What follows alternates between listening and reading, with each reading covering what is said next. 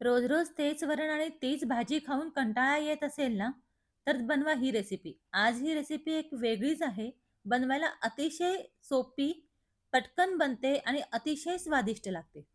ही आमटी जी आज आपण बनवणार आहोत ना, त्याला कुठल्याही भाजीची गरज नाही किंवा कुठल्याही म्हणजे डाळ शिजवण्याचीही गरज नाही.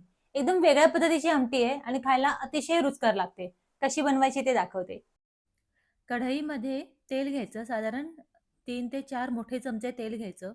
तेल थोडंसं गरम झालं ना, की ह्याच्यामध्ये हरभऱ्याची डाळ घ्यायची. साधारण 2 मोठे चमचे मी इथे हरभऱ्याची डाळ घेतलेली आहे. ती छान तळून घ्यायची. गॅस जो आहे तो मीडियम फ्लेमवर ठेवायचा, फार जास्त मोठा ठेवायचा नाही.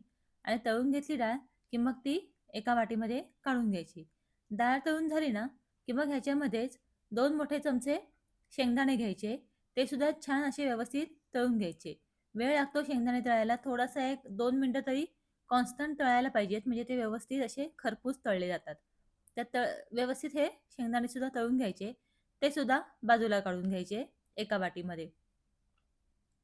आपल्याला ही डाळ-दाण्यांचीच आमटी बनवायची आहे. वेगळं काही ह्याच्यामध्ये घालायचं नाहीये. आता काय करायचं, थंड झाल्यानंतर मिक्सरमध्ये हे दाणे घालून घ्यायचे. दाण्यांवरती लगेचच जी हरभऱ्याची डाळ तळून घेतलेली आहे, ती सुद्धा लगेचच ह्याच्यामध्ये घालून घ्यायची. नंतर हे एकदा आपल्याला फिरवून घ्यायचंय मिक्सरमधून. एकदा फिरवून घेऊन झालं ना, की मग ह्याच्यामध्ये काय करायचं, लसूण घालायचं थोडंसं. मी एक साधारण 10 ते 12 पाकळ्या लसणाच्या घातलेल्या आहेत. लसूण घालून झालं की याच्यामध्ये पाणी घालायचं. आपल्याला ह्याची पेस्ट तयार करायची आहे. खरडा तयार करायचा नाहीये. एकदम पाणी घालून व्यवस्थित अशी ही पेस्ट तयार करायची. हे बघा, एकदम परफेक्ट अशी पेस्ट तयार झाली. आता काय करायचं, त्याच कढईमध्ये तेल घ्यायचं 2 मोठे चमचे. त्याच्यामध्ये मोहरी घालायची. मोहरी घालून झाली ना, की मग ह्याच्यामध्ये कढीपत्ता घालायचा. कढीपत्ता घालून झाला की अर्धा चमचा हळद घालायची आणि अर्धा चमचा हिंग घालून घ्यायचं. हिंगाने खूप छान असा सुवास येतो. त्यामुळे हिंग, कढीपत्ता हे स्किप करू नका. हे आवर्जून घाला. नंतर ह्याच्यामध्ये हे जे आपण पेस्ट तयार केलेली आहे डाळीची, ती घालायची आणि घातल्यानंतर लगेचच याच्यामध्ये आपल्याला पाणी घालायचंय. पाणी नंतर घालायचंय वगैरे असं करायचं नाही, नाहीतर डाळीचा गोळा होऊ शकतो आणि गोळा झाल्यानंतर मग आपल्याला ते पाणी घातल्यानंतर ते मिक्स करता येत नाही लवकर. त्यामुळे डाळ घातल्यानंतर ही म्हणजे डाळीची पेस्ट घातल्यानंतर लगेचच पाणी घालून घ्यायचं. बरं, पाणी इथे खूप जास्त लागतं बरं का. म्हणजे डाळीमध्ये पाणी खूप जास्त घालावं लागतं, तेव्हाच ती प्रॉपर आमटी तयार होते. म्हणजे खूप जास्त बसतं पाणी ह्याच्यामध्ये. मी साधारण ह्याच्यामध्ये 2.5 ग्लास पाणी घालून घेतलेलं आहे. लगेचच चवीप्रमाणे मीठ घालून घ्यायचं. 1 मोठा चमचा गरम मसाला घालायचा. अर्धा चमचा लाल तिखट घालायचं आणि 1 मोठा चमचा गोडा मसाला घालायचा. गोडा मसाला नसेल तर तुम्ही अर्धा चमचा धनेपूड आणि अर्धा चमचा जिरेपूड घालू शकता. पण शक्यतो गोडा मसाला असेल तर जास्त छान लागते ही आमटी. आता एकदा छान फिरवून घ्यायची आणि उकळी येईपर्यंत आहे ना, आपण बटाट्याची सालं काढून घेऊया. तिथे मी बटाटे उकडून ठेवलेले आहेत. ह्याच्यामध्ये उकडलेला बटाटा आपल्याला घालायचा आहे. तर सालं काढून तो चिरून घ्यायचा आहे बटाटा आपल्याला. ह्याच्यामध्ये उकडलेला बटाटा खूप सुंदर लागतो आणि खायला चविष्ट होते ही आमटी.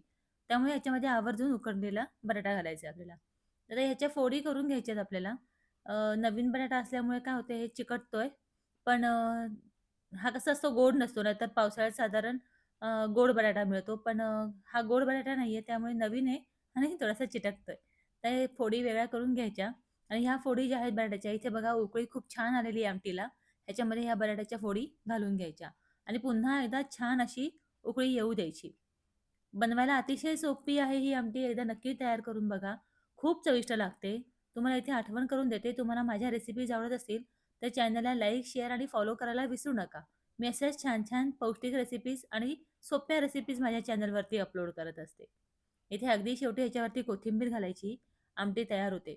खूप सुंदर आणि अतिशय चविष्ट येते. म्हणजे ह्याचा वास जो आहे ना, म्हणजे सुवास, त्या सुगंधानेच घरामध्ये घमघमाट सुटतो आणि कधी एकदा जेवायला बसतो असं होतं. इतकी सुंदर आमटी तयार होते.